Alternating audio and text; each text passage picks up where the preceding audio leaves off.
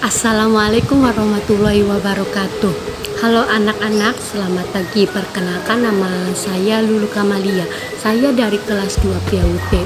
Di sini saya akan menjelaskan materi psikologi pendidikan dengan tema hubungan pembawaan, keturunan, dan lingkungan di dalam pendidikan. Aliran klasik dalam dunia pendidikan itu ada 4 macam. Yang pertama itu empirisme, lingkungan. Doktrin aliran empirisme yang sangat masyhur adalah tabula rasa, sebuah istilah bahasa Latin yang berarti buku tulis yang kosong atau lembaran kosong. Doktrin tabula rasa menekankan arti penting pengalaman, lingkungan, dan pendidikan. Dalam arti perkembangan manusia semata-mata bergantung pada lingkungan dan pengalaman pendidikannya. Sedangkan bakat dan pembawaan sejak lahir itu dianggap tidak ada pengaruhnya.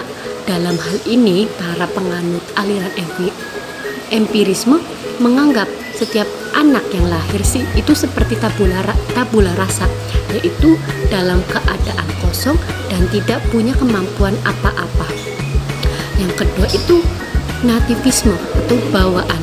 Pendidikan menurut aliran nativisme tidak bisa mengubah perkembangan seorang anak atau tidak mempunyai pengaruh sama sekali. Karena menurut aliran ini, baik buruknya seorang anak itu ditentukan oleh pembawaannya sejak lahir, dan peran pendidikan di sini hanya sebatas mengembangkan bakatnya saja. Misalnya, anak mempunyai bakat menggambar, tetapi orang tuanya itu ingin anak mempunyai bakat menari juga, sehingga anak suruh ikut les nari, ikut kelas nari, dan ikut lomba nari, tetapi anaknya itu tetap kekeh dengan bakat menggambarnya. Lalu yang ketiga itu konvergensi, lingkungan dan bawaan. Aliran konvergensi mengatakan bahwa pertumbuhan dan perkembangan anak itu tergantung pada 2 faktor, yaitu faktor bakat atau pembawaan dan faktor lingkungan, pengalaman atau pendidikan. Ketiga, konvergensi, lingkungan atau bawaan. Aliran konvergensi mengatakan bahwa pertumbuhan dan perkembangan manusia itu tergantung pada 2 faktor, yaitu faktor bakat atau pembawaan dan faktor lingkungan, pengalaman atau pendidikan. Misalnya, anak belajar berbicara dalam bahasa tertentu sehingga lingkungan pun mempengaruhi anak didik dalam mengembangkan pembawaan bahasanya. Karena itu anak mula-mula menggunakan bahasa lingkungannya.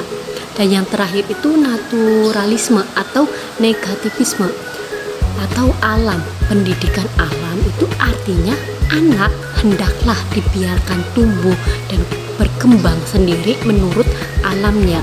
Manusia atau masyarakat jangan banyak mencampurinya. Selanjutnya, gerakan baru pendidikan. Yang pertama itu pengajaran alam sekitar. Pengajaran yang mendekatkan anak dengan alam sekitarnya. Misalnya, pembelajaran di alam terbuka atau pembelajaran di taman dengan mengenalkan warna bunga, jenis-jenis bunga. Jadi anak itu bisa dengan mudah menemukan berbagai macam jenis bunga, warna bunga. Jadi anak bisa menyebutkan bunga tulip itu warnanya kuning, Bu. Mawar itu warnanya merah, Bu. Selanjutnya, menggambar di alam terbuka. Selain di alam terbuka itu sangat sejuk, anak bisa senang dengan menggambar apa yang dia lihat di alam terbuka tersebut. Jadi anak dengan mudah itu bisa menggambarnya. Selanjutnya itu pengajaran pusat perhatian. KPM diadakan berbagai variasi agar perhatian anak terpusat pada bahan ajar. Misalnya, anak belajar dengan sesuai minat anak itu. Yang ketiga, sekolah kerja. Mementingkan pendidikan keterampilan dalam pendidikan dapat menambah pengetahuan anak, pengetahuan dari buku, atau pengetahuan dari orang lain. Anak dapat memiliki kemampuan dan kemahirannya. Dan yang terakhir itu pengajaran proyek. Pengajaran untuk menumbuhkan kemampuan pemecahan. Metode pengajaran ini membiarkan pengalaman belajar dengan menghadapkan anak dengan persoalan sehari-hari yang harus dipecahkan, diselesaikan dengan secara kelompok. Selanjutnya, pengaruh gerakan baru. Pengaruh gerakan baru itu ada 3 ya. Yang pertama, adanya muatan lokal dan kurikulum untuk mendekatkan peserta didik dengan lingkungan. Yang kedua, berkembangnya sekolah kejujuran.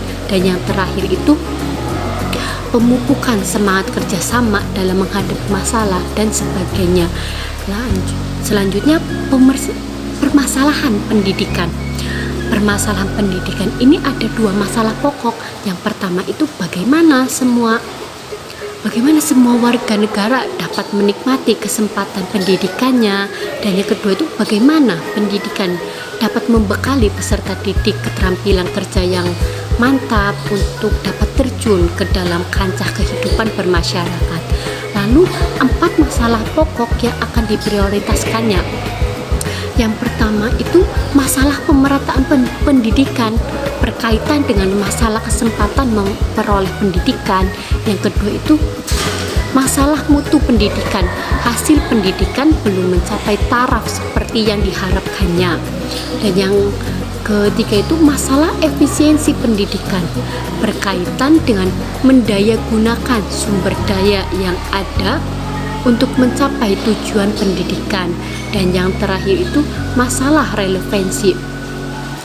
relevansi pendidikan berkaitan dengan sejauh mana sistem pendidikan dapat menghasilkan keluaran yang sesuai dengan kebutuhan pembangunan.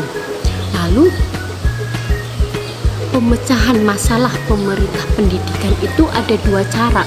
Cara yang pertama itu cara konvensional, yaitu dengan membangun gedung sekolah